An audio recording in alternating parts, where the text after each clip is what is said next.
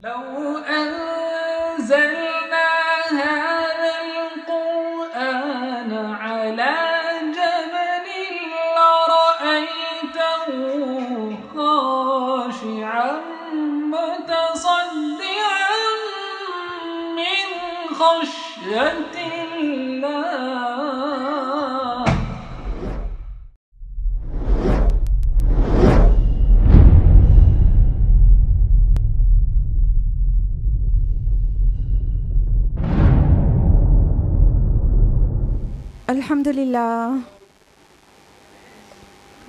الحمدللہ رب العالمین والصلاة والسلام علی رسولہ الکریم وعلی آلہ واصحابہ اجمعین.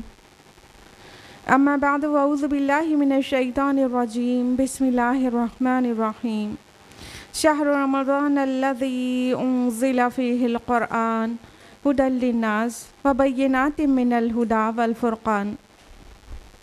بسم اللہ الرحمن الرحیم. رب اشرح لی صدری ویسر لی امری واحلل عقدۃ من لسانی یفقہوا قولی. میری عزیز سامعات، درس قرآن مجید میں آپ سبھی کا تہہ دل سے خیر مقدم ہے. السلام علیکم ورحمۃ اللہ وبرکاتہ. خیریت سے ہیں آپ سب لوگ؟ الحمدللہ. اللہ تعالیٰ آپ کو اچھا رکھے، اپنی حفاظت میں رکھے. اللہ پاک دنیا اور آخرت دونوں میں کامیابی اور خوشیاں عطا کرے. آمین. آج کون سی سورہ سٹارٹ کرنا ہے میرے ساتھ؟ سورہ قصص. اور سب بہت تیار بیٹھے ہیں سورہ قصص سننے کے لیے. ماشاء اللہ بارک اللہ. اللہ تعالیٰ قرآن کو آپ کا حفظ جہاں، آپ کی آنکھوں کے نور اور آپ کے دل کی ٹھنڈک بنا دے. آمین. تو بغیر کسی ڈیلے کے سٹارٹ کرتے ہیں سورہ قصص.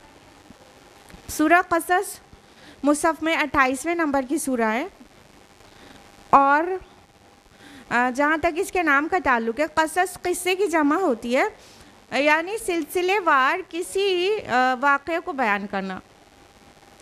تو اس کا جو وجہ تسمیہ ہے وہ اول تو یہ کہ آیت نمبر 25 میں قصص ورڈ آیا ہے، تو کہہ سکتے ہیں کہ یہ وہ سورہ جس میں قصص ورڈ یوز ہوا ہے موسیٰ علیہ السلام کے اسٹوری کے درمیان میں.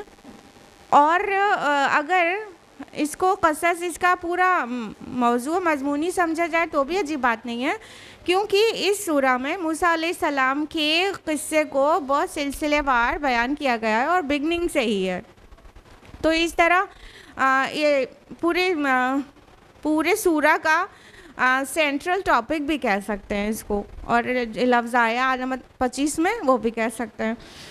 اس کے علاوہ جہاں تک زمانہ نزول کا تعلق ہے تو جو پچھلی صورتیں آپ سنتی آ رہی ہیں، یعنی اس سے جسٹ پہلے سورہ النمل بیان کی گئی، وہ بھی مکہ کے دور متوسط میں نازل ہوئی تھی، اور یہ سورہ بھی، سورہ قصص بھی مکہ کے دور متوسط میں نازل ہوئی ہے.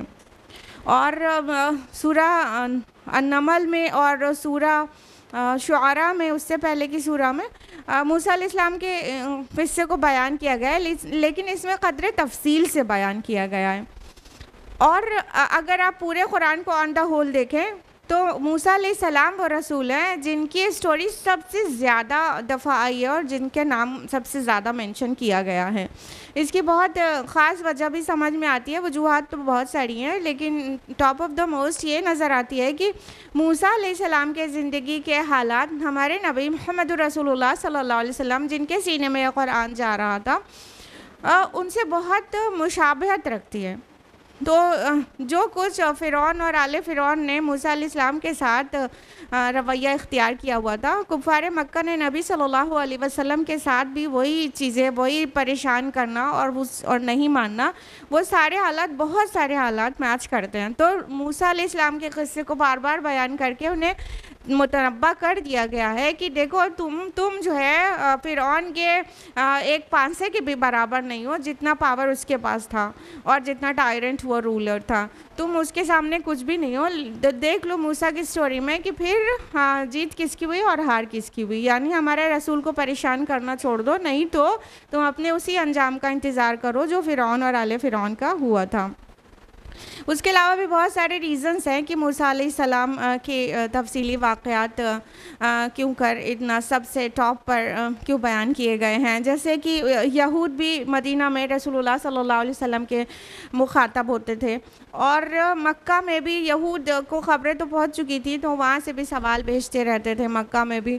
تو چونکہ یہود تو موسیٰ علیہ السلام پر ایمان رکھتے ہیں, تو موسیٰ علیہ السلام کے قصے کو بیان کر کے آخری نبی کا بھی مدعا بیان کر دیا گیا کہ جو موسیٰ لے کر آئے تھے وہی محمد رسول اللہ صلی اللہ علیہ وسلم بھی لے کر آئے ہیں. تم ان کے اوپر ایمان رکھتے ہو, ان کے اوپر بھی ایمان لاؤ اور جھگڑا چھوڑ دو. لہٰذا ہم دیکھیں گے کہ موسیٰ علیہ السلام کے واقعات کچھ سورہ بقرہ اور اعراف میں ملیں گے جو کہ ان کی زندگی کے سب سے آخری دور کا ہے, اور کچھ واقعات ہمیں سورہ شعراء اور کئی اور سورتوں میں ملیں گے, سورہ طٰہٰ میں بیسیکلی ملیں گے, جو کہ ان کی زندگی کے درمیانی حالات کے واقعات ہیں, اور سورہ قصص میں ان کی زندگی کے سب سے بگننگ والے حالات ہیں, یعنی ان کی پیدائش اور پیدائش کے وقت فرعون آل فرعون کے رویہ.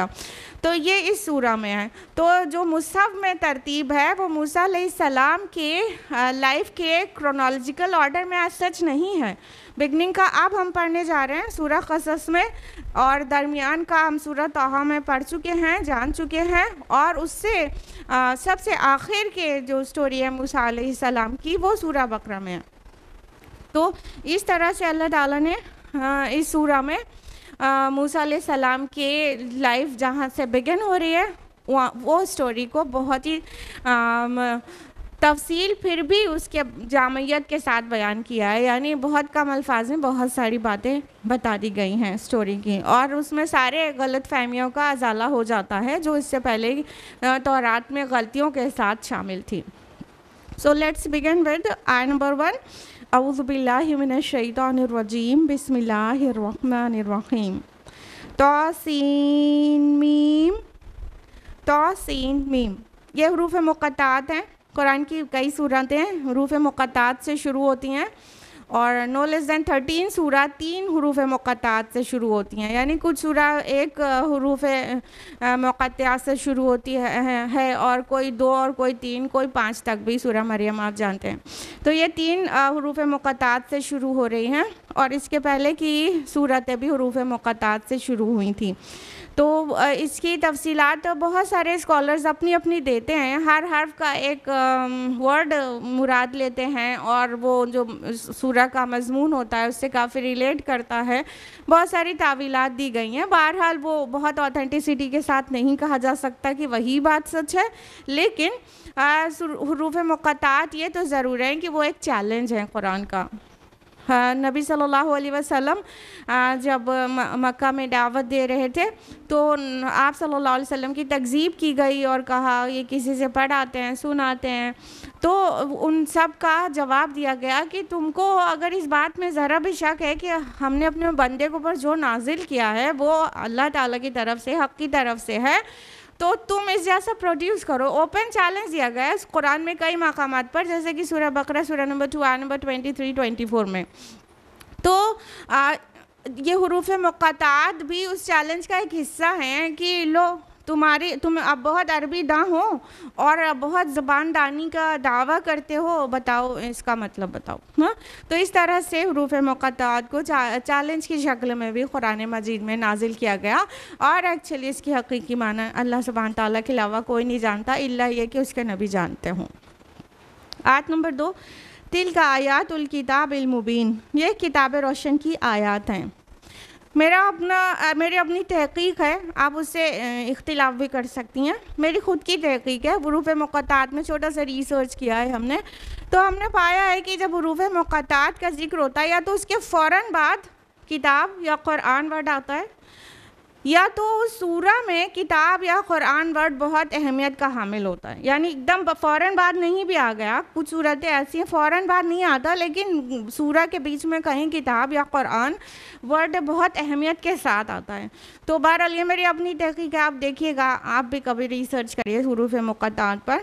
تو یعنی حروف مقطعات جن صورتوں میں ہے اس میں کچھ نہ کچھ کتاب یعنی قرآن مجید کا کوئی اہم تذکرہ ہے.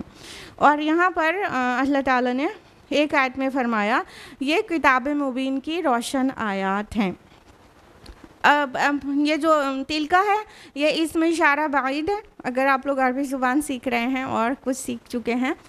تلکا اسم اشارہ بعید ہے، ہاذا حاضی اسم اشارہ قریب ہے نا، تلکا۔ تو یہ کتاب کے لیے، قرآن مجید کے لیے جب اسم اشارہ استعمال ہوا ہے تو دونوں استعمال ہوا ہے، بعید بھی استعمال ہوا ہے اور قریب بھی استعمال ہوا ہے۔ تو یہاں پر تلکا استعمال ہوا ہے، تو جب کسی قریب کی چیز کے لیے بعید کا اسم اشارہ استعمال ہوگا تو اس کی عظمت اور بزرگی پہ دلالت کرے گا۔ یہ فقہاء اور مفسرون کی رائے ہے کہ اگر اپوزٹ اسم اشارہ استعمال ہو جائے تو یہ اس کی عظمت کی دلالت کرتا ہے۔ اور اسم اشارہ بعید یہاں پر قرآن مجید کتاب اللہ کے لیے استعمال ہوا ہے، تو یہ قرآن مجید کی عظمت آپ خالی تلکا میں ہی آ گئی کہ وہ تو اور آیات الکتاب المبین کہ یہ کتاب مبین کی آیات ہیں۔ آیات میں اس نشانی ہوتی ہے، سم ٹائمز آیت معنی معجزہ بھی ہوتا ہے قرآن میں، ٹھیک ہے، اور اس کا لٹرل میننگ نشانی ہوتی ہے۔ اور مبین کا مطلب ہوتا ہے واضح، کلیئر، روشن، بالکل کلیئر، جس میں فردر کسی دلیل کی ضرورت نہیں ہو۔ تو بانا یبینو کی معنی کلیئر ہوتا ہے۔ تو کتاب مبین یعنی قرآن مجید وہ کتاب ہے جو اپنے آپ میں بالکل واضح ہے، صاف ہے، اس کو سمجھنے میں کوئی ٹیڑھ نہیں ہے اور سمجھنے میں دقت نہیں ہے، اپنے آپ میں کلیئر ہے۔ تو قرآن مجید کی بزرگی بیان کرنے کے بعد اللہ سبحانہ تعالیٰ سٹارٹ کر رہے ہیں موسیٰ علیہ السلام کے قصے کو۔ آیت نمبر 3، نَتْلُو عَلَيْكَ مِن نَّبَإِ مُوسَىٰ وَفِرْعَوْنَ بِالْحَقِّ لِقَوْمٍ يُؤْمِنُونَ۔ ہم سناتے ہیں آپ کو موسیٰ اور فرعون کے کچھ احوال حق کے ساتھ ان لوگوں کے لیے جو ایمان لاتے ہیں۔ کیا کوئی قرآن کے قصص یا کوئی واقعات وہ صرف مومنین کے لیے ہی ہوتے ہیں کیا؟ نہیں ہوتے ہیں، لیکن میٹر یہ ہے کہ مومنون ہی اس سے فائدہ اٹھاتے ہیں۔ جس کے دل میں ایمان نہیں ہے، جس کو ہٹ درمی کرنی ہے، مان کے نہیں دینا ہے، تو قرآن کوئی بھی مثال بیان کرے یا کوئی بھی قصہ بیان کرے یا تاریخ بیان کرے اور پچھلے رسولوں اور ان کی قوموں کے حالات بیان کرے، وہ سب سے نصیحت نہیں لیتے ہیں، وہ لوگ فائدہ نہیں اٹھاتے ہیں جن کے دلوں میں ایمان نہیں ہے۔ ایمان والے ہی، اور سم ٹائمز یہ بھی کہا گیا ہے تقویٰ والے ہی اس سے فائدہ اٹھا پاتے ہیں۔ لہٰذا کہا گیا، اللہ تعالیٰ نے کہا نتلو، ہم تلاوت کرتے ہیں، ہم پڑھ کر سناتے ہیں۔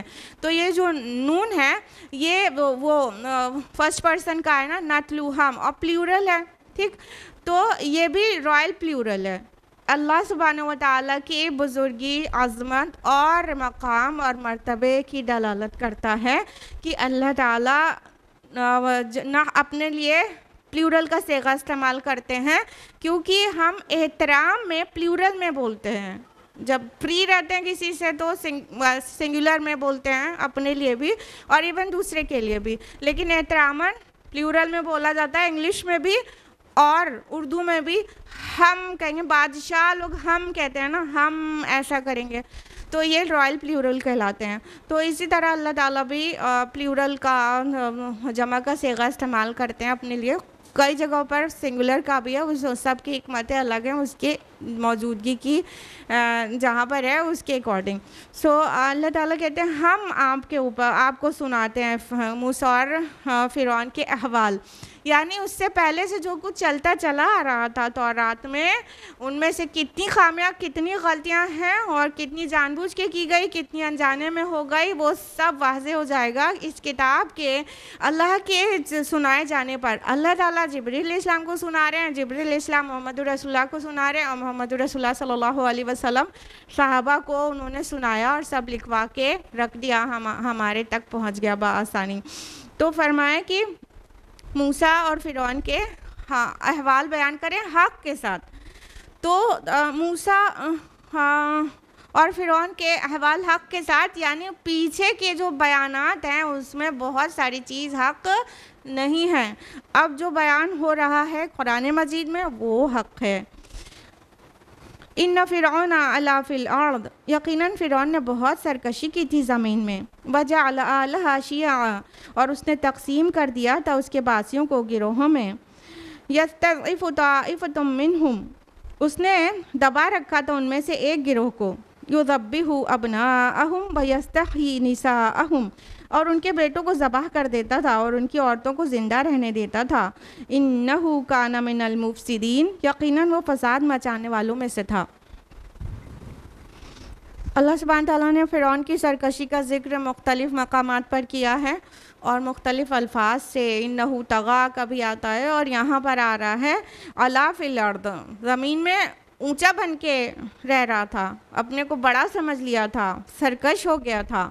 اور فی الارض سے جو مراد ہے وہ ارض ظاہر ہے، پوری ارتھ نہیں ہے، انگلش میں جو ارتھ ہے پوری ارتھ نہیں ہے، اس سے مراد مصر کی سرزمین ہے، یعنی فرعون پوری دنیا کا بادشاہ تھوڑی تھا، وہ صرف مصر کا بادشاہ تھا۔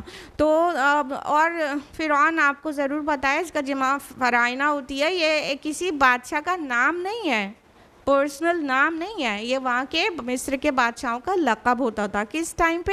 جب موسیٰ علیہ السلام کی پیدائش ہوئی ہے، کیونکہ اس سے پہلے مصر میں بنی اسرائیل بھی رول کر چکے تھے، اور جب یوسف علیہ السلام مصر آئے ہیں، آپ کو پورا سورہ یوسف سے پتہ ہے کیسے آئے تھے، تو جب وہ مصر آئے ہیں تو اس سے پہلے اس وقت میں جو بادشاہ ہوتے تھے وہ چرواہے بادشاہ کہلاتے تھے، ہکسس کنگز۔ اور پھر یوسف علیہ السلام کو اتنا بڑا مقام ملا کیونکہ انہوں نے جو وہاں پہ وہ فیمن آ گیا تھا، سوکھا پڑ گیا تھا، وہ اس کا بہت حکمت کے ساتھ اس کو مینج کیا تھا، لہٰذا اس کے بعد بنی اسرائیل کی وہاں پہ بڑی عزت تھی۔ تو یہ مطلب 1 صدی سے زیادہ تک ان لوگوں نے وہاں پر حکومت بھی کیا اور بڑے عزت اور احترام سے رہے ہیں۔ لیکن پھر ایک کاپٹک ٹائپ کا ایک ریولوشن آیا، یعنی جو قبطی اہل مصر جو تھے ان کی طرف سے ایک بہت زوردار ریولوشن لایا گیا کہ یہ دوسرے لوگ آ کے بس گئے، یہ تو اہل عرب تھے نا، بنی اسرائیل ادھر سے شام اور فلسطین سے چلے آ رہے تھے اور مصر میں جا کے بس گئے تھے، تو ان کو اس بات کی خلش رہتی ہوگی، لہٰذا پھر ایک زوردار موومنٹ چلی اور پھر یہ قبطی لوگ برسر اقتدار آ گئے۔ جب قبطی برسر اقتدار آ گئے تو رفتہ رفتہ یہ بنی اسرائیل کے حالات وہاں پہ خراب ہونے لگے، پھر دھیرے دھیرے ان کو بالکل ہی ٹارچر کر دیا گیا، بہت بری طرح سے غلام جیسا بنا کے رکھا ہے، دھیرے دھیرے ہوا تھا لیکن وہ ایسا ہو گیا۔ اور جب یہ پھر اس وقت جو قبطیوں کی حکومت تھی ان کے بادشاہوں کا لقب ہوتا تھا فرعون، اور اس کی جمع ہے فراعنہ۔ تو فرعونوں کی جب حکومت تھی تو اب انہوں نے کیا کیا تھا کہ بنی اسرائیلیوں کے اوپر بہت ظلم و ستم کے پہاڑ توڑنا شروع کر دیا، اور یہاں پہ اللہ تعالیٰ نے مینشن کیا کہ اس نے تقسیم کر دیا تھا وہاں کے باسیوں کو گروہوں میں، ڈفرینٹ گروپس بنا دیے تھے، ڈفرینٹ فرقے کہہ سکتے ہیں، کہ وہ ایک ان کا حکام کا فرقہ ہوتا تھا، ایک گروپ ہوتا تھا، وہ ان کا کام حکومت کرنا ہوتا تھا، ان کو سب طرح کی آسانیاں اور فیسلٹیز تھیں اس مملکت میں، اور دوسرا بنی اسرائیل کا ہوتا تھا، مختلف اور بھی ہوں گے، جو بنی اسرائیل کا تھا وہ سب سے زیادہ دبا اور کچلا ہوا تھا، فرمایا کہ اس نے دبا رکھا تھا اس کے ایک گروہ کو، ایک گروہ یہاں پہ اسرائیلی مراد ہیں، تو اسرائیلیوں کو بری طرح سے ٹارچر کیا جا رہا تھا، ان سے بہت سخت کام لیا جا رہا تھا۔ بائبل میں اس میں بہت تفصیل سے بیان ہے، اگر آپ تورات دیکھیں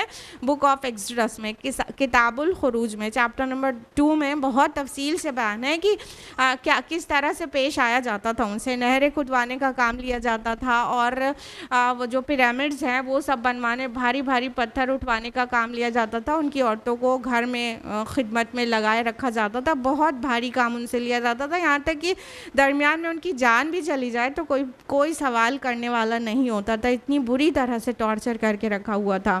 اور فرمایا کہ ان کے بیٹوں کو ذبح کر دیتا تھا اور ان کی عورتوں کو زندہ رہنے دیتا تھا۔ یہ ایک بہت بڑا ظلم تھا جو فرعونہ کی طرف سے بنی اسرائیل کے اوپر ہوا تھا، یعنی آپ کو ممکنہ طور پر یہ پتہ ہوگا نا کہ فرعون نے کوئی خواب دیکھا تھا، یا تو پھر کسی کاہن نے، نجومی نے اسے بتا دیا تھا کہ اسرائیلی میں سے ایک لڑکا اٹھے گا جو تمہارا تختہ پلٹ کر رکھ دے گا نا۔ کچھ مفسرین نے ایسا لکھا ہے، لیکن جو بڑے مفسرین ہیں وہ اس بات سے اتفاق نہیں کرتے، کیونکہ قرآن مجید میں نہ ہی اس کا ثبوت ملتا ہے کہ فرعون نے کوئی خواب دیکھا تھا، یا تو کسی نجومی نے بتا دیا تھا کہ بنی اسرائیل میں سے ایک لڑکا تمہارا جو ہے تخت تاراج کر دے گا۔ تو اور نہ ہی بائبل میں، یعنی کہ میری مراد اولڈ ٹیسٹمنٹ آف بائبل تورات ہے، نہ ہی تورات میں اس کی تفصیل ملتی ہے، بلکہ یہ ہے، ہم کو پتہ ہے یہ ہے، لیکن تالمود میں ہے، اور تالمود کوئی اوتھینٹک بک تو ہے نہیں۔ تو تالمود میں یہ لکھ چھوڑا گیا ہے کہ کوئی اس نے خواب دیکھ لیا تھا اور اس وجہ سے ان کے بیٹوں کو قتل کرنا شروع کر دیا تھا کہ وہ کہیں مطلب ہماری حکومت کو نقصان نہ پہنچائے۔ لیکن قرآن مجید میں آن دا ہول اس بات کا پتہ بالکل بھی نہیں چلتا ہے کہ ریزن کیا تھا، بلکہ پولیٹیکل ریزن سمجھ میں آتا ہے کہ جب کوئی قوم برسر اقتدار رہتی ہے تو اسے ہر وقت یہ کھٹکا تو ضروری لگا رہتا ہے کہ کسی اور قوم کی جمعیت ان کے رعایا میں سے اتنی نہ ہو جائے کہ وہ پھر مطلب حکومت کی کرنا چاہیں اور ان کے چل رہے حاکم کو تختہ پلٹ دیں۔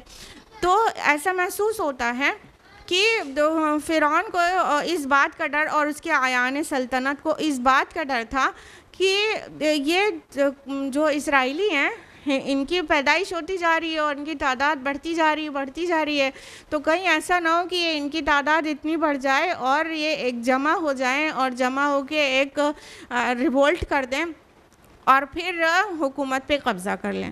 تو ان کا سب سے بڑا مسئلہ تو جانتے ہیں آپ لوگ، جس کے پاس کرسی رہتی ہے اس کا سب سے بڑا مسئلہ کرسی رہتی ہے۔ تو ایسا معلوم ہوتا ہے یہ پولیٹیکل ریزن تھا، واللہ عالم۔ قرآن میں تو کہیں مینشن نہیں ہے کہ خواب اب دیکھ لیا تھا۔ تو بہرحال تو اس اپنے پولیٹیکل ایجنڈے کے تحت ممکنہ طور سے اس دور میں جب موسیٰ علیہ السلام کی پیدائش ہوئی ہے، اس دور میں یہ حکم ایک بار بعد میں بھی لگا ہے، جب سارے جادوگر سجدے میں گر گئے تھے تو بعد میں بھی یہ حکم لگا دیا گیا تھا، یہ آرڈر پاس کیا ہوا تھا فرعون نے۔ لیکن جس وقت موسیٰ علیہ السلام کی پیدائش ہوئے اس وقت بھی یہ آرڈر لگا ہوا تھا کہ اسرائیلی میں کوئی لڑکی پیدا ہوگی تو چھوڑ دیا جائے گا، اور کوئی لڑکا پیدا ہوگا تو اسے قتل کر دیا جائے گا۔ تو یہ اللہ تعالیٰ نے کہا کہ وہ یقیناً فساد مچانے والوں میں سے تھا، وہ مفسدین میں سے تھا۔ یہ اتنا بڑے فساد کی بات ہے نا کہ کسی کی اولاد کو بے گناہ ہی مار ڈالا جائے، تو وہ اتنا بڑے ظلم کر رہے تھے، ان سے پوچھنے والا کوئی نہیں ہوتا تھا۔ وَنُرِيدُ أَن نَّمُنَّ عَلَى الَّذِينَ اسْتُضْعِفُوا فِي الْأَرْضِ، اور ہم نے ارادہ کیا کہ ہم احسان کریں ان لوگوں پر جو زمین میں دبا دیے گئے تھے۔ وَنَجْعَلَهُمْ أَئِمَّةً وَنَجْعَلَهُمُ الْوَارِثِينَ، اور ہم نے چاہا کہ ہم انہیں امام بنا دیں اور انہی کو ہم وارث بنائیں۔ یعنی جب بنی اسرائیل اتنے کچلے ہوئے تھے تو اللہ رب العالمین کی رحمت جوش کھا گئی کہ اب ان کچلے ہوئے لوگوں کو زمین کا وارث بنائیں، ان کو ائمہ بنا دیں، ان کو امام بنا دیں دنیا کا۔ تو آپ یہ مت سمجھیے گا کہ بس اسی جنریشن والوں کو امام بنا دیا گیا، نہیں، آپ آگے کی تاریخ میں اس کے آگے کے واقعات دیکھیے، اور سب سے پیک پہ جاتا ہے جب داؤد اور سلیمان علیہ السلام کی رولنگ تھی، تب تو نہ صرف اتنے سے علاقے میں، مطلب پورا مصر، فلسطین، شام، یہ پورا علاقہ جو ہے سلیمان علیہ السلام کے زیر نگی تھا اور ان سب پر حکومت کرتے تھے۔ تو آئے نا بنی اسرائیل میں سے، یہ سب بھی تو انہی میں سے ہے نا، اسرائیلی میں سے، یعنی سلیمان علیہ السلام اور داؤد علیہ السلام۔ تو اللہ تعالیٰ کی رحمت جوش کھائی اور اس مظلوم قوم کے اوپر اللہ کو رحم آ گیا، اللہ کو ترس آ گیا، اور ان کو نیچوں سے اٹھا دینا چاہا اللہ پاک نے۔ لیکن بعد میں انہوں نے کیا کیا کیا سب پتہ ہے، ہمارے نبی کے ساتھ بھی کیا کیا کیا وہ بھی پتہ ہے۔ لیکن یہ ناشکرے لوگ ہیں کہ اللہ نے ان کے اوپر رحم کیا تھا، فرعون کے ظلم سے انہیں نجات دلایا تھا، انہیں شکر گزار رہنا چاہیے تھا، لیکن آخری میں 2 رسول کا انکار کر دیا۔ वनुमक्किन लहुम फिल अर्द, और हम तमक्कुन अता करें उनको ज़मीन में। वनुरिया फ़िरऔन व हामान व जुनूदहुमा मिन्हुम मा कानू यहज़रून, और हम दिखा दें फ़िरऔन, हामान और उनके लश्करों को वो कुछ जिससे वो डरते थे। तो अल्लाह ताला ने यकीनन बनी इसराइल को फिर मूसा अलैहिस्सलाम की विसाल के बाद और उसके कुछ और 40 साल के बाद फिर तमक्कुन अता किया ना, उनको ज़मीन में उनको जमा दिया, उनको रूलर्स बना दिया, उनको हाकिम बना दिया। अब वो रूल करते थे, इज़्ज़त के साथ ज़िंदगी गुजारते थे। और अल्लाह ताला ने फरमाया कि और हमने चाहा कि फ़िरऔन, हामान और उसके लश्कर को हम वो दिखाते जिससे वो डरते थे। यानी वो यही नहीं चाहते थे कि उनका तख्ता पलट हो, और उनका तख्ता पलट हो गया। वो मूसा अलैहिस्सलाम को अल्लाह ताला ने इतने इंटरेस्टिंग स्टोरी के अंदर किस तरह से बचा दिया, और वही हो गया जिस बात से वो डरता था। वावहैना इला उम्मे मूसा अन अर्दीही, और हमने वही कर दी मूसा की वालदा को कि तुम उसे दूध पिलाती रहो। फ़इज़ा ख़िफ़्ती अलैहि फ़अल्क़ीही फ़िल यम्मि वला तख़ाफ़ी वला तहज़नी, और जब तुम्हें इसके बारे में अंदेशा हो कि उसे दरिया में डाल देना, अंदेशा हो तो उसको दरिया में डाल देना, और न खौफ खाना और न रंजीदा होना। इन रादूहु इलैकी वजाइलूहु मिनल मुरसलीन, और हम उसे लौटाने वाले हैं तुम्हारी तरफ और उसे बनाने वाले हैं रसूलों में से। तो जब मूसा अलैहिस्सलाम की पैदाइश होने वाली थी या हो गई, तो अल्लाह सुब्हान ताला ने मूसा अलैहिस्सलाम की माँ की तरफ वही की। यहाँ पे औहैना, हमने वही की, साफ लफ्ज़ आया है। तो ये वही का मतलब ये नहीं है जो वही नबियों के लिए है, बल्कि इल्का या इल्हाम इसका मीनिंग है। तो दिल में बात डाल देना। तो मूसा अलैहिस्सलाम के दिल में, की वालिदा के दिल में ये बात डाल दी गई कि जब मतलब बच्चा पैदा हो गया तो तुम अपने पास उसे रखो और दूध पिलाती रहो यहाँ तक कि तुम्हें कोई बड़ा ख़तरा महसूस हो। जब तक ख़तरा महसूस ना हो अपने पास ही रखना है। और अगर तौरात की माँ ने किताबुल खुरूज की, तो 3 महीने तक मूसा अलैहिस्सलाम की माँ ने बच्चे को छुपा के रखा था। मतलब जब तक कोई मुखबिरी नहीं कर दे और कोई ख़तरा नहीं हो जाए कि बच्चे को छीन के कत्ल कर दिया जाएगा, तब तक तुम उसे दूध पिलाती रहो, यानी अपनी गोद में रखो।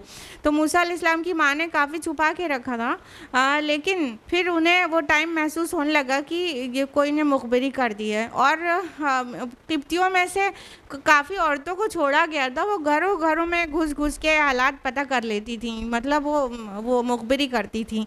तो जब उन्हें डाउट हुआ कि अब ख़तरा है मेरे बच्चे के लिए, तब उसके लिए इंस्ट्रक्शन था अल्लाह ताला की तरफ से कि तुम उसे दरिया में डाल देना। यम वर्ड आया है दरिया, और ज़ाहिर है उससे नाइल रिवर मुराद है, वहाँ पे दरियाए नील है, ठीक है। तो मूसा अलैहिस्सलाम की माँ का जो तफसीलात आती हैं किताबुल खुरूज उसमें, बाइबल में, ओल्ड टेस्टामेंट में, तो उसमें ये मेंशन्ड है कि उन्होंने सरकंडे से एक बास्केट बनाई और उस पे पूरा उसको लीपा पोता, यानी वो पानी से प्रोटेक्ट हो जाए, और फिर उसमें 3 महीने के बच्चे को रख कर और उसको दरिया के हवाले कर दिया, क्योंकि अल्लाह ताला की तरफ से यही हुक्म था उनको। तो उसमें हम कहा कि ना तुम खौफ करना ना रंजीदा होना, देखो तुम डरना नहीं और बिल्कुल घबराना, गम नहीं करना बच्चे का, हम तुम्हें उसे तुम्हारी तरफ लौटा देंगे, और सिर्फ इतना ही नहीं उसे रसूल बनाएंगे। इन तफसीलात से बाइबल तौरात खाली है, मतलब ये नहीं बताया गया कि अल्लाह की तरफ से था, और अल्लाह ने ये तक भी उनको इशारा दे दिया था कि हम उसको महफूज रखेंगे, रसूल बनाएंगे अपना। तो ये कुरान ने इसकी वजाहत की कि अब मूसा अलैहिस्सलाम की वालिदा को ये बता दिया गया था। फल्तक़तहु आलु फ़िरऔन, तो उसे उठा लिया फ़िरऔन के घर वालों ने, लियकून लहुम अदुव्वन व हज़ना, ताकि वो बन जाए उनके लिए दुश्मन और परेशानी का बाइस। इन्न फ़िरऔन व हामान व जुनूदहुमा कानू ख़ातिईन, यकीनन फ़िरऔन, हामान और उसके सब लश्कर ख़ताकार थे। तो हुआ ये कि जब मूसा अलैहिस्सलाम की वालिदा ने एक बॉक्स, जिस तरह उनको हुक्म हुआ था, वो एक बॉक्स सरकंडे का बना के उसमें बच्चे को रख के और दरिया के हवाले कर दिया, तो वो हाँ मुमकिन तौर पर वो जो नाइल रिवर की एक नहर महल से भी होकर गुज़रती थी। तो वो महल के طرف وہ بڑھ گیا وہ باکس، اور اس میں وہ جو بچہ تھا اس کو ان کے وہ مطلب کہا نا آل فرعون نے اٹھا لیا، فرعون کے گھر والوں نے اٹھا لیا. اب یہ اگلی آیت میں آ رہا ہے نا امرات و فرعون، تو اس کو فرعون کی بیوی نے اٹھا لیا. یعنی جب دیکھا گیا کہ کوئی چیز بہہ کے آ رہی ہے باکس میں تو مطلب انسان بالکل ہی اسے دیکھنا چاہے گا کہ ایکچولی اس میں کیا ہے. اور جب اسے کھول کے دیکھا گیا تو بہت ہی خوبصورت سے موسیٰ علیہ السلام، اتنے اللہ پاک نے ان کے چہرے پہ اتنی جاذبیت رکھ دی تھی کہ ایک دم اٹریکٹ کرنے والا چہرہ تھا. تو فرعون کے گھر والے ممکنہ طور پر شام کی سیر کے لیے نکلے ہوں گے، یا تو بائبل میں یہ بھی آتا ہے کہ فرعون کی بیٹی کہا گیا، بیوی نہیں کہا گیا وہاں پہ اس خاتون کو جس نے اٹھایا تھا یعنی آسیہ. تو وہ اس فرعون کی بیٹی اپنی سہیلیوں کے ساتھ فرینڈس کے ساتھ وہاں پر گھوم رہی تھی، تو اس کے ہاتھ لگ گیا. یعنی کوئی بھی اٹھائے گا تو پھر اتھارٹی کو بات پہنچائے گا نا، خبر پہنچائے گا. تو اتھارٹی کے طور پر فرعون کی عورت کو یہ خبر پہنچائی گئی. یہاں پہ اگلی آیت میں آ رہا ہے وقالت امرأۃ فرعون قرۃ عین لی ولک، اور فرعون کی بیوی نے کہا کہ یہ کہ آنکھوں کی ٹھنڈک ہوگا میرے لیے بھی اور تمہارے لیے بھی. لا تقتلوہ، تم اسے قتل مت کرو. عسیٰ ینفعنا او نتخذہ ولدا، کیا عجب کہ یہ ہمیں فائدہ پہنچائے یا ہم اسے بیٹا ہی بنا لیں. وہم لا یشعرون، اور وہ انجام سے بالکل بے خبر تھے. تو یہ کیا ہوا کہ فرعون کی بیوی نے، یہاں پہ امرات و فرعون آیا تو اس لیے فرعون کی بیوی ہی مانا جائے گا. اور اگر تورات کے بیان کو صحیح مانا جائے، اگر پہلی بات تو جب قرآن سے ٹکراتا ہے تو اسے چھوڑ ہی دیا جاتا ہے کہ وہ غلط ہے تو غلط ہے، لیکن ایک مطابقت اس کی نکال سکتے ہیں، ہسٹری سے ثابت ہوتا ہے. وہ یہ کہ اگر وہ فرعون کی بیٹی بھی ہو تو کوئی عجیب بات نہیں، کیونکہ یہ اتنے مکروہ عمل کرتے تھے فرعون کہ ان کے لیول کا، ان کے کف کا، ان کے برابر کے نسب کا کوئی اور خاندان کو مانتے نہیں تھے. وہ دیوتا مانتے تھے فرعون اپنے کو کہ وہ دیوتا ہے، اس کی پوجا ہوگی. تو اس کے برابر کا خاندان والے تو کوئی نہیں ہے، شادی کے لیے برابر کا خاندان دیکھا جاتا ہے. تو وہ اپنی بہنوں سے شادی کر لیتے تھے. انا للہ و انا الیہ راجعون. محرمات سے نکاح کرنا بہت عام ہے، آپ ایجپشن ہسٹری پڑھیے، اپنی بہنوں سے نکاح کر لیتے تھے. تو اگر ایسا ہے تو وہ پچھلے فرعون کی بیٹی ہوئی اور اس فرعون کی بیوی ہوئی. تو بہرحال یہ کہا گیا کہ جب فرعون کی بیوی نے اسے دیکھا موسیٰ علیہ السلام کو تو کہا کہ یہ تو میرے اور تمہارے آنکھوں کی ٹھنڈک بنے گا. اب دیکھیے اللہ تعالیٰ کے لیے کچھ بھی ناممکن نہیں ہے، کچھ بھی مشکل تک بھی نہیں ہے نا. اب ایسے دشمن کا بچے کو اٹھا کے یہ لوگ خوش ہو رہے ہیں، اور ایسا بالکل نہیں ہے کہ ان کو یہ نہیں پتہ ہے کہ قبطی کا بچہ ہے کہ اسرائیلی بچہ ہے. ان کو 110% یقین ہوگا کہ اسرائیلی کا بچہ ہے، کیونکہ سچویشن وہ جان ہی رہے ہیں کہ حکم لگا ہوا ہے کہ اسرائیلی کے بچوں کو مار دینا ہے. تو ظاہر ہے کوئی نے ڈر کے اس کو دریا میں ڈال دیا ہے، ایک دم انڈرسٹوڈ ہے. اور نہ ہی چہرے مورے سے کنفیوز ہونے کی ضرورت تھی کہ وہ اسرائیلی بچہ ہے. وہ صاف ظاہر تھا کہ یہ قبطی وہ اسرائیلی بچہ ہے، قبطی کا کوئی بچہ نہیں ہے، اہل مصر کا بچہ نہیں ہے. تو لیکن جب اللہ تعالیٰ چاہیں جس کے ہاتھ میں دلوں کی حرکت بھی ہو، پھر اس کے لیے کیا مشکل ہے. فرعون کی بیوی کا دل آ گیا اس بچے کے اوپر کہ اتنا پیارا ہے، یا تو ہم اسے اپنا کوئی کام نکال لیں گے یا اس کو بیٹا بنا لیں گے، کیا پتہ ان کے یہاں بچہ نہ ہو. یہ تحقیقی بات نہیں ہے، لیکن کیا پتہ ان کے بچہ نہ ہو. تو اس کو اتنی محبت آ گئی خاتون کو کہ اس نے کہا اسے قتل مت کرو. اب شوہر کو دیکھیے، ہے تو اتنا بڑا ظالم بادشاہ، اب بیوی نے کہا قتل مت کرو، مان گیا.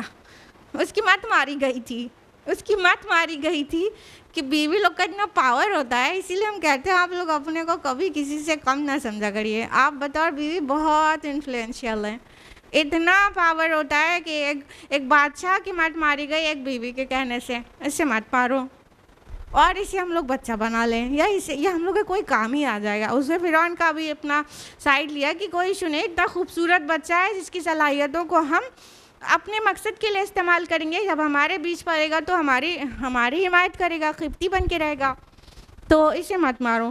اب بیوی محترمہ کی ایک ریکویسٹ تھی اور شوہر اتنے ظالم مگر مان گئے. یہ اللہ تعالیٰ اس طرح دلوں میں بات ڈالتے ہیں. تو اور کہا وہ انجام سے بالکل بے خبر تھے. پچھلی آیت میں بھی کہا نا فرعون حامان ان کے سب لشکر خطا کار تھے.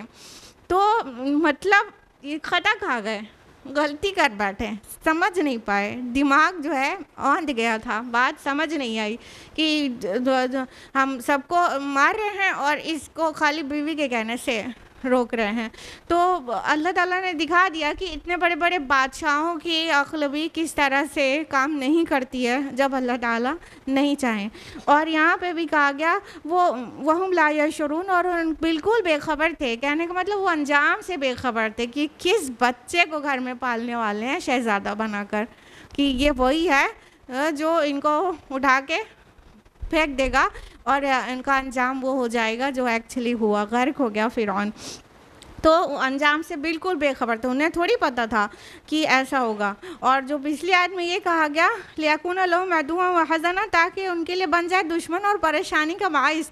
تو بچہ اٹھایا اس لیے تھوڑی تھا کہ دشمنی کرے, یہ تو اللہ تعالیٰ نے اپنی طرف سے کہا کہ اس کا نتیجہ یہ نکلے گا کہ اس کا دشمن بنے گا, یہی دشمن بنے گا, جس کو پال پوس کے بڑا کرے گا اس کا دشمن ہو جائے گا. وَأَصْبَحَ فُؤَادُ أُمِّ مُوسَىٰ فَارِغًا, اور ادھر موسیٰ کی ماں کا دل حوصلہ چھوڑے بیٹھتا تھا. إِن كَادَتْ لَتُبْدِي بِهِ لَوْلَا أَن رَبَطْنَا عَلَىٰ قَلْبِهَا لِتَكُونَ مِنَ الْمُؤْمِنِينَ, قریب تھا کہ وہ اس راز کو ظاہر کر دیتی اگر ہم نے اس کے دل کو مضبوط نہ کر دیا ہوتا تاکہ وہ ہو جائے ایمان والوں میں سے. اب موسیٰ علیہ السلام کی ماں کا دل تو ماں ہی کا ہوتا ہے, اپنے ہاتھ سے دریا کے حوالے کیا. اب دل ڈول تو رہا ہی ہوگا, بالکل اڑے جاتی تھی اس کی طبیعت کی, اب مطلب کیا ہوگا. اور پھر جب محل میں اس بچے کو اٹھا لیا گیا تب وہ اپنے بچے کو اپنا کہنے کے لیے ماں کتنا بے قرار رہے گی, وہ ہر ماں جانتی ہے نا کہ میرا بچہ ہے.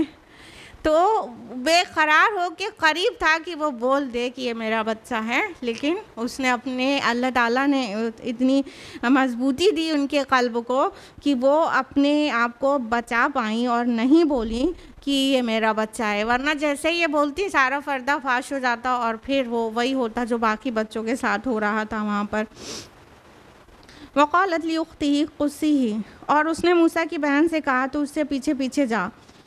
فبصرت به عن جنب وهم لا يشعرون, تو وہ اس کو دور سے دیکھتی رہی اور انہیں احساس بھی نہ ہوا. موسیٰ علیہ السلام کی ایک بہن تھی, 3 بھائی بہن تھے تب تک, یعنی کہ سب سے بڑی جو بہن تھی جس کا یہاں ذکر آ رہا ہے ان کا نام مریم تھا, اور یہ موسیٰ علیہ السلام سے قریب 10-12 سال بڑی تھیں. ان دونوں کے درمیان میں بھائی تھے ہارون علیہ السلام, اور ہارون علیہ السلام زندہ اس لیے بچے ہوں گے کہ شاید تب تک یہ قانون نہیں لگا ہوگا. پھر موسیٰ علیہ السلام کی پیدائش کے ٹائم یہ قانون لگ چکا تھا, مار دینے والا بیٹوں کو. تو بہرحال ایک بیٹا اور ایک بیٹی ان کے پاس آلریڈی تھے. تو اچھا خاصا 10-12 سال کی لڑکی, تو ماں نے کہا کہ تم پیچھے پیچھے جاؤ, مطلب دیکھتی رہو. ماں کا دل کیسے مانے گا نا پانی میں بچے کو بہانے کے بعد, تو کہا پیچھے پیچھے جاؤ. تو وہ تورات میں آتا ہے اتنی ہوشیار تھی وہ کہ وہ بہت ہی آہستہ سے ایک دم سیر کرنے کی طرح سے وہ فالو کرتی رہی بچے کے باکس کو کہ وہ کدھر جا رہا ہے. اور اس نے اپنی آنکھوں سے سب دیکھا کہ یہ کن لوگوں نے اٹھایا, پھر محل میں چلا گیا. اور پھر وہ جیسے اب 10-12 سال کا بچہ ہی تو سمجھا جائے گا, تو بچوں کی طرح سے وہ محل میں بھی داخل ہو گئی اور اس نے سارے حالات کا معائنہ بھی کرتی رہی کہ ایکچولی کیا چل رہا ہے related to that child, related to my brother. تو وہ دیکھتی رہی اور کسی کو پتہ ہی نہیں چلا, یعنی یہ اس کی خبر لے رہی ہے, یہ کسی کو ڈاؤٹ نہیں ہوا کیونکہ وہ بھی بچی ہی تھیں. تو کسی کو ڈاؤٹ نہیں ہوا کہ یہ یہاں پر فالو کرتی بھی آئی ہے باقاعدہ طور سے. وَحَرَّمْنَا عَلَيْهِ الْمَرَاضِعَ مِنْ قَبْلُ, اور ہم نے ان سے پہلے ہی حرام کر دیا تھا تمام دودھ پلانے والی عورتیں. فَقَالَتْ هَلْ أَدُلُّكُمْ عَلَىٰ أَهْلِ بَيْتٍ يَكْفُلُونَهُ لَكُمْ وَهُمْ لَهُ نَاصِحُونَ, تو اس لڑکی نے ان سے کہا کیا میں تمہیں ایک ایسے گھر والوں کے بارے میں بتاؤں جو تمہارے لیے اس کی پرورش کر دیں اور وہ اس کے خیر خواہ بھی ہوں. اب اللہ سبحانہ و تعالیٰ کی شان بلند ہے کہ اب ان کی موسیٰ علیہ السلام کی ماں سے پرومس کیا تھا نا کہ تمہاری گود میں پہنچا دیں گے, بس تم اپنے دل کو قرار سے پکڑے بیٹھی رہنا. تو اللہ تعالیٰ نے ایسا رکھا کہ موسیٰ علیہ السلام کسی بھی عورت کے چھاتی کو منہ ہی نہیں لگاتے تھے. مطلب جب بچہ ملکہ نے لے لیا تو اب وہ ایک شہزادہ ہو گیا. اب شہزادے کے لیے بیسٹ پاسبل ارینجمنٹ کیا جائے گا کہ نہیں, تو ان لوگوں نے اس کے دودھ کا ارینجمنٹ کرنا شروع کیا کہ کوئی دایا اس کے لیے لگا لیں جو کہ اس کو دودھ پلائے. تو جتنی بھی دایا لائی جاتی تو موسیٰ علیہ السلام بیبی موسیٰ کا منہ ہی نہیں لگاتے اور کسی کا بھی جو ہے وہ نپل پکڑتے ہی نہیں. سب پریشان کہ ملکہ کا بچہ ہے, بھائی کچھ تو کرنا ہی ہے. تو یہ لڑکی جو ہے, جو ایسا لگ رہا تھا کہ بس خالی گھوم رہی ہے, دیکھ رہی ہے یہ ہوا ہے, بچہ نکلا ہے, تو اس نے کہا کہ میں آپ کو ایک فیملی بتاتی ہوں جو نہ صرف اس کو فیڈ کرا دے گی عورت, بلکہ وہ اس کی اچھی پرورش کرنے والی بھی ہوگی. جس طرح نبی صلی اللہ علیہ وسلم کے پیدائش کے ٹائم میں یہ رائج تھا کہ بچے پیدا ہوتے تھے تو رورل ایریا میں پلنے کے لیے عورتیں لے جاتی تھیں اجرت پر. ان کو اس کی اجرت دی جاتی کہ دودھ بھی پلائیں گی, لینگویج بھی سکھائیں گی, اپنے پاس رکھیں گی بہت کچھ سال تک. تو اس طرح سے اس لڑکی نے کہا موسیٰ علیہ السلام کی بہن نے کہ نہ صرف وہ مطلب دودھ پلانے کے لیے ایک ماں بتا دوں, بلکہ وہ پال بھی دیں گے آپ کے بچے کو اور بہت اچھی طرح سے پالیں گی, ناصحون میں سے ہوگی وہ فیملی. فرددناہ الی امہ کی تقر عینہا, تو یوں ہم نے اسے لوٹا دیا اس کی والدہ کے پاس تاکہ اس کی آنکھیں ٹھنڈی رہیں. ولا تحزن ولتعلم ان وعد اللہ حق, اور وہ رنجیدہ نہ ہو اور اسے معلوم ہو جائے کہ اللہ کا وعدہ سچا ہے. ولکن اکثرہم لا یعلمون, لیکن اکثر لوگ جانتے نہیں ہیں. تو اس طرح سے وہ فیملی بتا دیا اپنی ماں کو, اور ان کی ماں کو بلایا گیا آنن فانن, اور بیبی موسیٰ نے اس چھاتی کو پکڑ لیا اور پیٹ بھر کے دودھ پیا. تو اب فائنل ہو گیا کہ اب یہی عورت اس بچے کو دودھ پلائے گی. وہ تو شاہی خاندان سے تھا, اور وہ اور تو اور اس پہ ان کو اجرت بھی ملی. تورات میں آتا ہے کہ مطلب اس کو اجرت بھی دی گئی دودھ پلانے کی.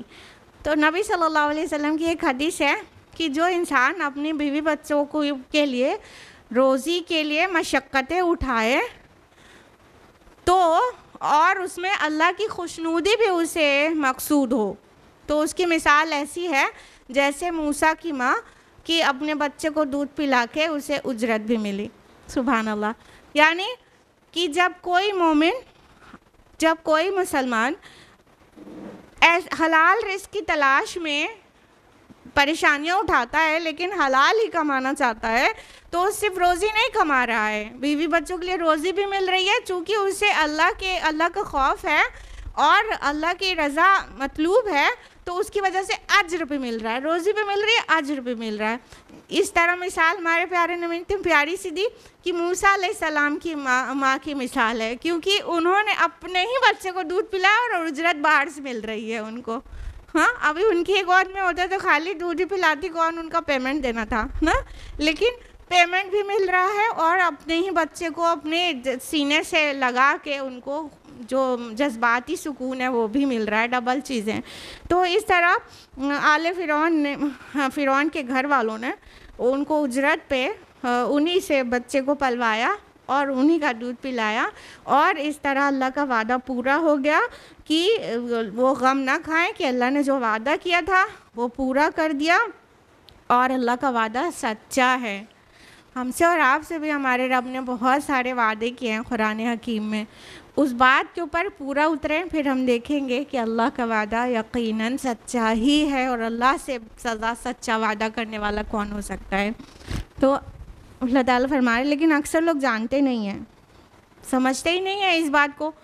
اس بات کی گہرائی تک وہی پہنچے گا نا جو اس پہ عمل کر کے دیکھے. تو جب عمل نہیں کریں گے تو انہیں نہیں پتہ ہے کہ اللہ کا وعدہ سچا ہے, اس کا مطلب ہی ایکچولی کیا ہے.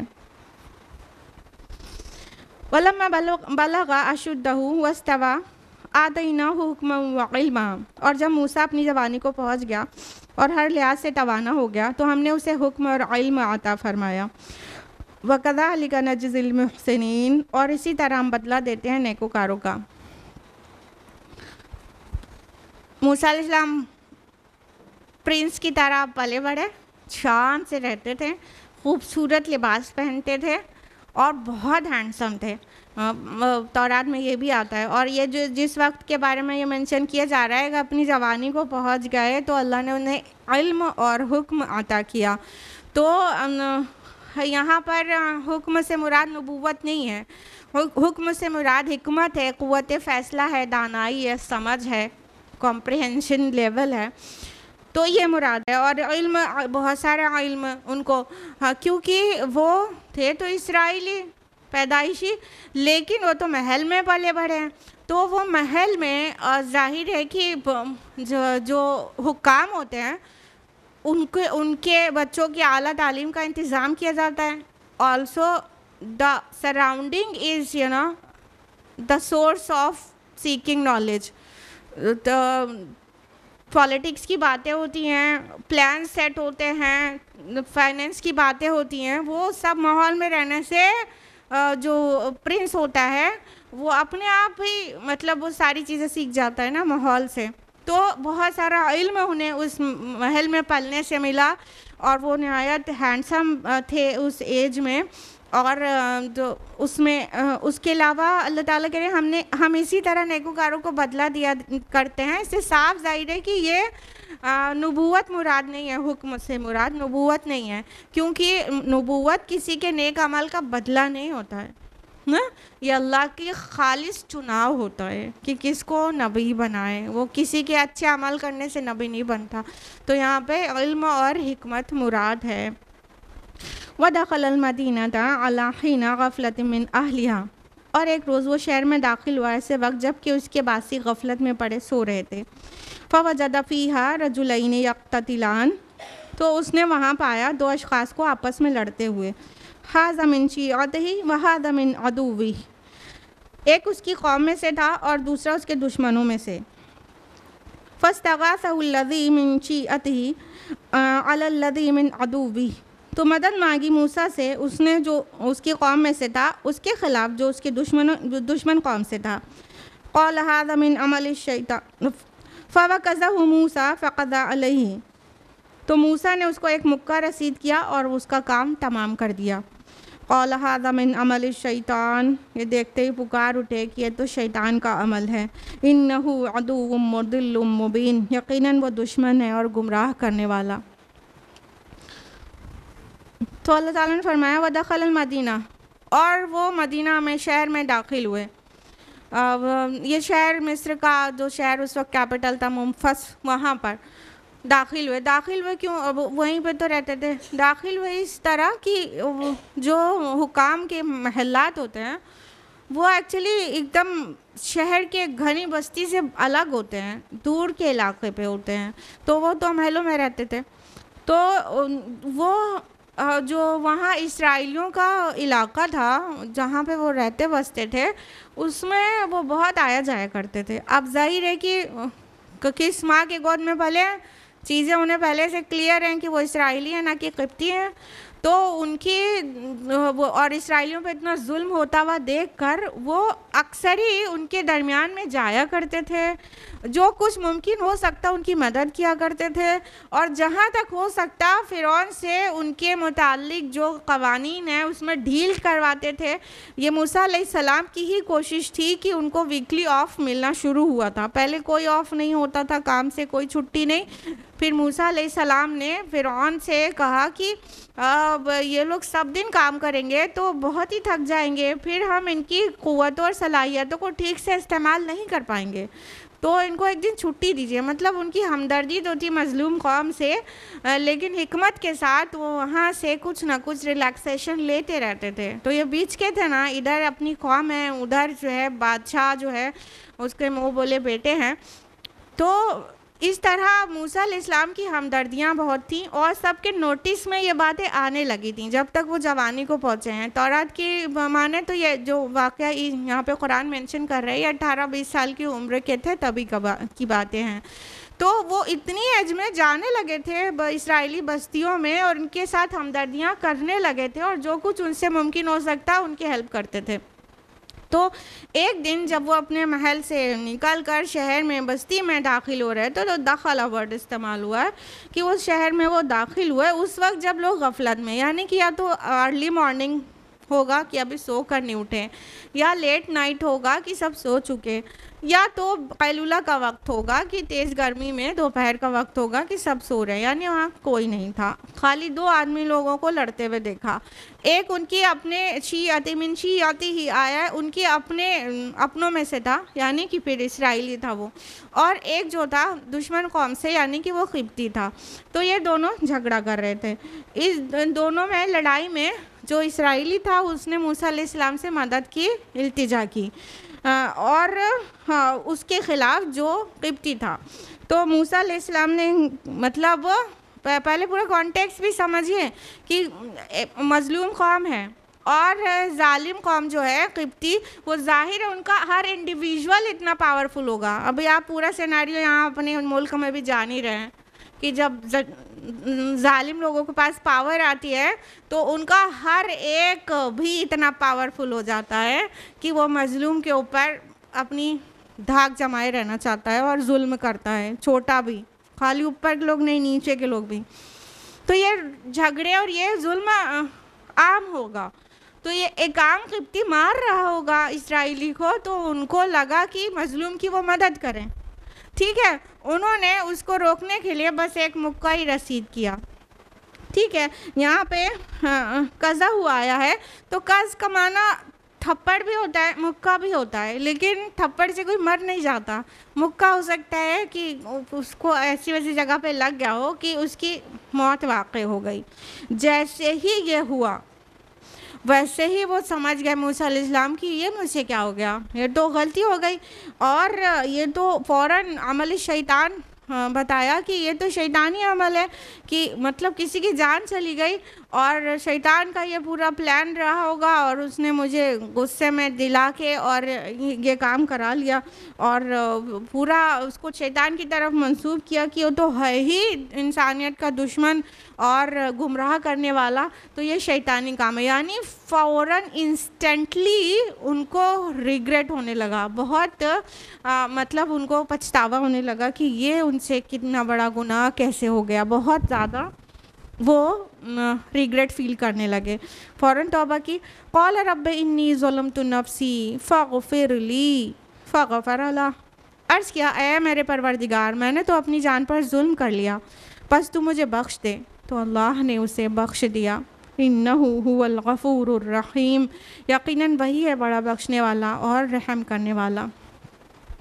فوراً پلٹے، اللہ کی طرف رجوع کیا، وہ تو مر ہی گیا تھا، لیکن انہوں نے انسٹنٹلی اللہ کی طرف رجوع کیا اور کہا کہ رب میں نے اپنے نفس پر ظلم کر ڈالا، میں نے اپنی جان پر ظلم کیا، بس آپ مجھے بخش دیجئے، فغفر لی، بس آپ مجھے بخش دیجئے۔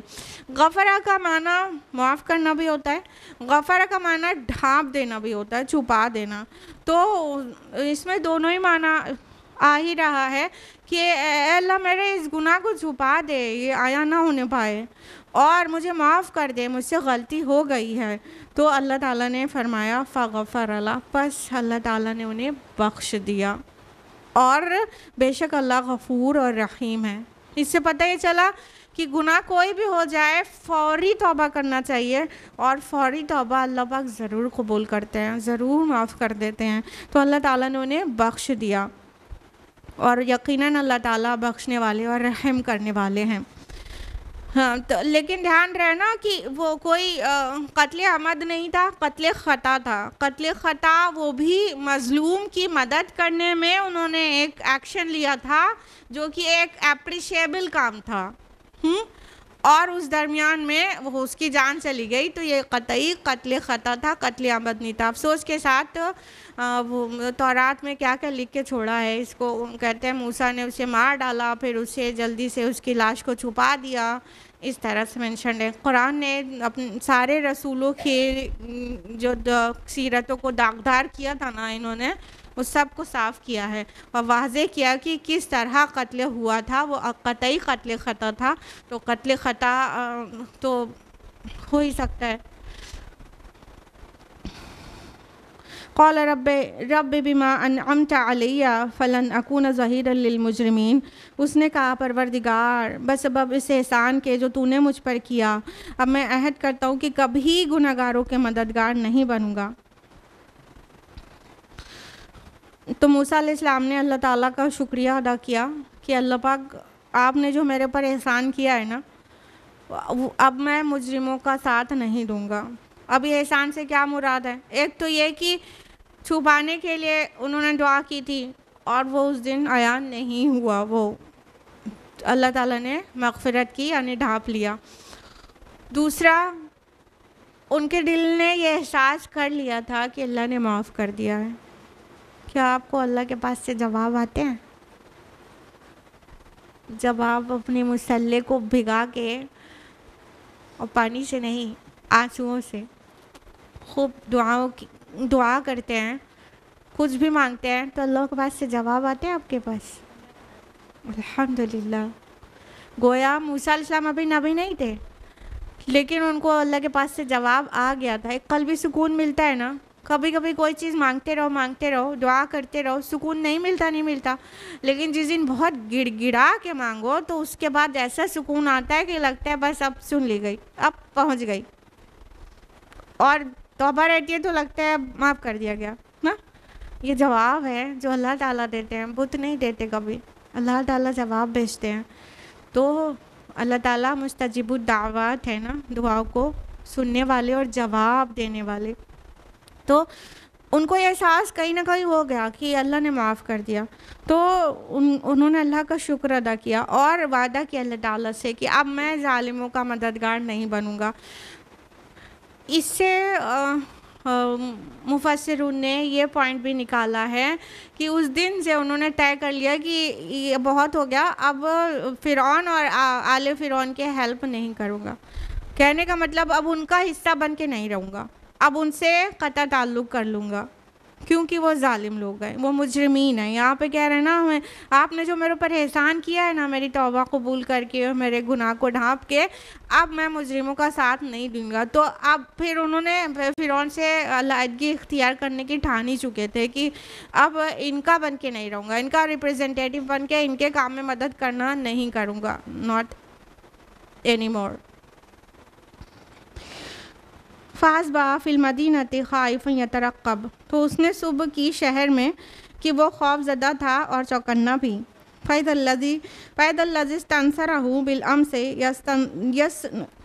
يَسْتَصْرِخُهُ، تو اچانک اس نے دیکھا جس شخص نے کل اسے مدد مانگی تھی وہی پھر آج فریاد کر رہا ہے۔ قَالَ لَهُ مُوسَىٰ إِنَّكَ لَغَوِيٌّ مُّبِينٌ، موسیٰ نے کہا کہ تم تو ایک کھلے ہوئے شریر آدمی معلوم ہوتے ہو۔ اب اگلا دن جب آیا، ایک دن تو بالکل چھپا ہوا تھا یہ پورا کیس، اگلا دن جب آیا تو وہ پھر جب نکلے سڑکوں پہ، تو ایک تو کہہ رہے نا یہاں پہ اللہ تعالیٰ کی خائف یترقب، کہ وہ خوفزدہ بھی تھے اور چوکنے بھی۔ ظاہر ہے کوئی اتنا بڑا گناہ ہو جائے گا تو ڈر بھی رہے گا، یہ فطری ڈر ہے، اس میں کوئی گناہ کی بات نہیں ہے، ٹھیک ہے۔ اور وہ چوکنے بھی تھے کہ کبھی بھی کچھ بھی ہو سکتا ہے۔ جب وہ نکلے سڑکوں پہ تو دیکھ رہے ہیں وہی شخص جس نے کل مدد مانگی تھی اور جس کی مدد کرنے کی وجہ سے انہوں نے مکہ مارا تھا قبطی کو، وہ پھر دوسرے سے لڑ رہا ہے، اور آج پھر ایک اور سے لڑ رہا ہے، اور پھر وہ فریاد کر رہا ہے ان سے کہ میری ہیلپ کرو۔ تو موسیٰ علیہ السلام غصے میں اس کو ڈانٹنا شروع ہو گئے کہ تم تو بالکل شریر آدمی معلوم ہوتے ہو، تم روز کسی سے پنگا لیے رہتے ہو۔ فلما ان اراد ان یبطش بالذی هو عدو لهما، پھر جب اس نے پکڑنا چاہا اس کو جو ان دونوں کا دشمن تھا، قال یا موسیٰ اتريد ان تقتلنی کما قتلت نفسا بالامس، تو وہ چیخ اٹھا، اے موسیٰ کیا تم مجھے بھی قتل کرنا چاہتے ہو جس طرح تم نے کل ایک شخص کو مار ڈالا تھا؟ وَإِن تُرِيدُ إِلَّا أَن تَكُونَ جَبَّارًا فِي الْأَرْضِ، تو تم صرف یہی چاہتے ہو کہ تم ملک میں بڑے جابر بن جاؤ۔ وَمَا تُرِيدُ أَن تَكُونَ مِنَ الْمُصْلِحِينَ، اور تم نہیں چاہتے ہو کہ اصلاح کرنے والوں میں سے بنو۔ اب سین تو یہ تھا کہ ہیلپ مانگی تھی اسرائیلی نے اور جھگڑا پھر سے کسی قبطی سے ہی تھا، تو ڈانٹ تو لگائی موسیٰ علیہ السلام نے اسرائیلی کو کہ تم بڑے شریر آدمی ہو، تم پھر سے آج جھگڑ رہے ہو، اور دیکھ رہے تھے کہ قبطی اس کے اوپر قابض ہوگا، تو قبطی کو مارنے یا روکنے چلے تو چونکہ ڈانٹا تو اسرائیلی کو تھا کہ تم ہی بہت عجیب آدمی معلوم ہوتے ہو، تو وہ سمجھا کہ موسیٰ میری طرف آج بڑھ رہے ہیں مارنے کے لیے، ڈانٹا اس کو تھا اور بڑھ رہے تھے دشمن قوم یعنی قبطی جو اس کے ساتھ لڑ رہا تھا اس کی طرف، تو وہ ڈر کے مار کے میری طرف آج موسیٰ مجھے نہ مار دیں، تو اس نے اگل دیا کہ اے موسیٰ یہ تم آج مجھے قتل کرنا چاہتے ہو، جس طرح کل تم نے ایک آدمی کو قتل کر دیا تھا اور تم جابر بن کے رہنا چاہتے ہو اور تم اپنی اصلاح نہیں کرنا چاہتے ہو۔ اس نے اپنی اوقات دکھا دی، جس کی مدد موسیٰ علیہ السلام نے کی تھی، اس نے یہ اپنی اوقات دکھا دی کہ وہ کس طرح کا انسان تھا۔ اس نے کل کا واقعہ پورا اگل کے رکھ دیا، ابھی تک چھپا تھا اب آیا ہو گیا، ایک کو تو پتہ چل گیا نا جس کے ساتھ جھگڑا ہو رہا تھا، ظاہر ہے اس نے مخبری کر دی۔ وَجَاءَ رَجُلٌ مِّنْ أَقْصَى الْمَدِينَةِ يَسْعَىٰ، اور ایک شخص آیا شہر کے آخری کنارے سے دوڑتا ہوا، قال یا موسیٰ ان الملأ یأتمرون بک لیقتلوک، اس نے کہا اے موسیٰ آیان حکومت تمہارے بارے میں مشورہ کر رہے ہیں کہ تمہیں قتل کر دیں، فاخرج انی لک من الناصحین، تو تم یہاں سے نکل جاؤ میں تمہارا خیرخواہوں میں سے ہوں۔ اب جب اس نے اگل دیا تھا تو وہ قبطی نے جا کے مخبری کر دی اور وہاں پہ پلاننگ ہونے لگی کہ ہاں یہ موسیٰ ہیں تو اسی میں سے اسرائیلی میں سے تو مدد تو انہی کی کریں گے، کہیں یہ پوری جمعیت نہ بن جائے اور کہیں یہ لوگ جو ہے اس طرح ریبولٹ نہ کر دیں، تو اب یہ موسیٰ کو قتل کر دینے میں ہی عقل مندی ہے۔ اب یہ میٹنگ ہونے لگی آیان سلطنت کے درمیان، لیکن اس میں سے موسیٰ علیہ السلام کا ایک خیرخواہ جو پاسبلی اسرائیلی ہوگا، اور اگر قبطی ہو اور خیرخواہ ہو، ایسا بھی بالکل ممکن ہے، سب لوگ ایک طرح کے نہیں ہوتے ہیں، جیسے کہ فرعون کے آیان سلطنت میں سب قبطی تھوڑی تھے، کچھ اسرائیلی غدار بھی تھے، اپنی ہی قوم پہ ظلم کرتے تھے قبطیوں کے ساتھ مل کے، تو سب لوگ ایک طرح کے نہیں ہوتے، نہ سارے اچھے سب پوری قوم اور نہ پوری قوم بری۔ تو بہرحال تو موسیٰ علیہ السلام کو ایک شخص نے مطلب ادھر سے دوڑتا ہوا ہے محلات کی طرف سے، جدھر ادھر وہاں میٹنگز چل رہی تھی، کہ وہ آ کے بتا دیا موسیٰ علیہ السلام کو کہ تم کو قتل کرنے کا پلان کرے، تم یہاں سے نکل جاؤ، تم یقین مانو میں تمہارے خیرخواہوں میں سے ہوں۔ فخرج منها خائفا يترقب، تو وہ نکلا وہاں سے ڈرتے ڈرتے بڑا چوکنا ہو کر، قال رب نجنی من القوم الظالمین، اور اس نے دعا کی کہ میرے پروردگار مجھے ان ظالموں کی قوم سے نجات دے دے۔ تو جب انہیں یقین ہو چلا کہ یہ صحیح کہہ رہا ہوگا، فاش تو ہو ہی گیا ہے پردہ، تو انہوں نے بہت ڈرتے ڈرتے لیکن ہوشیار ہو کر شہر سے نکلنے کا ہی پلان کیا، اور یہ شہر تو پورا مصر ہی اس یہاں پہ مراد ہے کہ اس شہر سے نکل کے مصر کی دوسری سرزمین پہ بھی سیف رہنا ممکن نہیں تھا، لہٰذا موسیٰ علیہ السلام وہاں سے نکلے اور اللہ تعالیٰ سے دعا کی۔ دیکھیے ہم لوگوں کو ہر قدم پہ اللہ تعالیٰ کو یاد رکھنا چاہیے، غلطی ہو تو، مدد کی ضرورت ہو تو، کچھ بھی نہیں ہو تو اللہ کا ذکر ہونا چاہیے۔ انہوں نے اللہ سے دعا کی کہ مجھے اس ظالم قوم سے نجات دے دے، یعنی پلان تو انہوں نے سیٹ کر ہی لیا تھا کہ اب ان کی مدد مجھے تو نہیں کرنی ہے، پھر حالات بھی ایسے آ گئے کہ اب ان کو چھوڑ کے نکل ہی جانا ہے، تو بس اپنی جان کو لے کے وہاں سے نکل گئے۔ آج کے لیے اتنا ہی، آیت نمبر 21 تک ہوا، انشاءاللہ نیکسٹ ویک آیت نمبر 22 آنورڈز۔ اللہ تعالیٰ ہمیں توفیق دے کہ ہم قرآن مجید پڑھا سنا اس انداز میں کریں کہ اس سے ہدایت اخذ کریں اور ہماری زندگیاں ہدایت سے پر ہو جائیں، اور قرآن مجید کے ذریعے یہ چمکنے دمکنے لگیں، اور قرآن مجید روز آخرت ہماری شفاعت کرنے والا بنے اور دنیا میں ہمارا ہادی اور رہنما بنے۔ آمین یا رب العالمین۔ وآخر دعوانا الحمدللہ رب العالمین، والسلام علیکم ورحمۃ اللہ وبرکاتہ۔